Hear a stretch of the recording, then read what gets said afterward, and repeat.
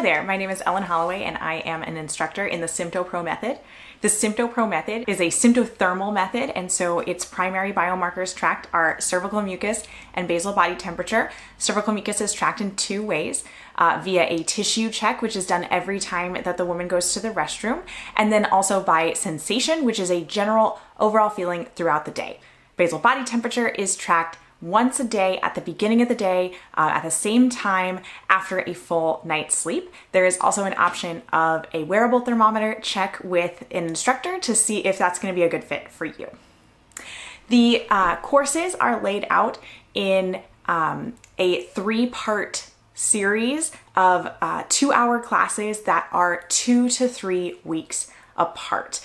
These can be one-on-one or they can be in groups. Most SymptoPro instructors do teach in groups. There is also an online self-paced pre-recorded option on symptopro.org.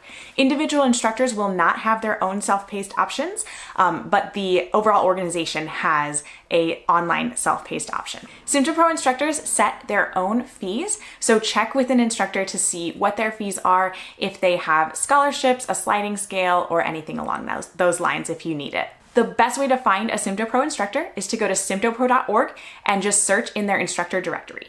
When you are first learning the method, if you have typical cycles within the normal range, which an instructor would go over with you, you can expect to abstain until the symptothermal rule is fulfilled. This is one of the main rules of the symptothermal method.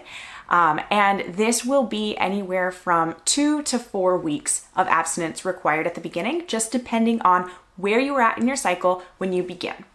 If you are not currently cycling or not having a typical cycle range, you can expect to abstain for about a month while your mucus pattern is assessed.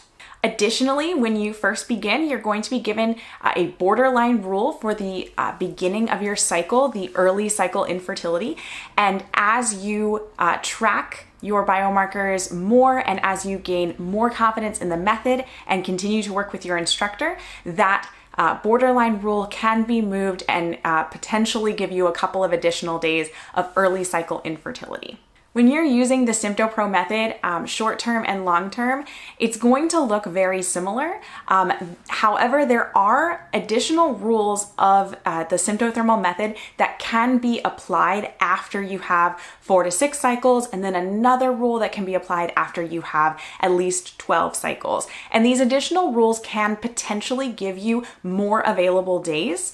And so as you use it for longer, you could expect to get possibly more available days while you're charting. This is a symptothermal method, and most symptothermal methods are pretty similar.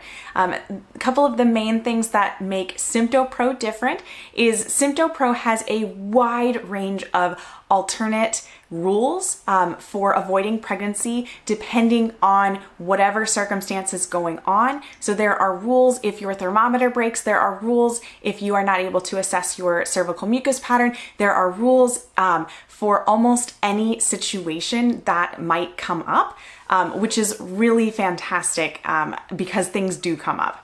The other thing that is unique about SymptoPro is that the instructors are their own businesses, they are their own individuals, they charge their own fees, and so you can work individually with an instructor to figure out a payment plan and course of instruction that's going to work the best for you.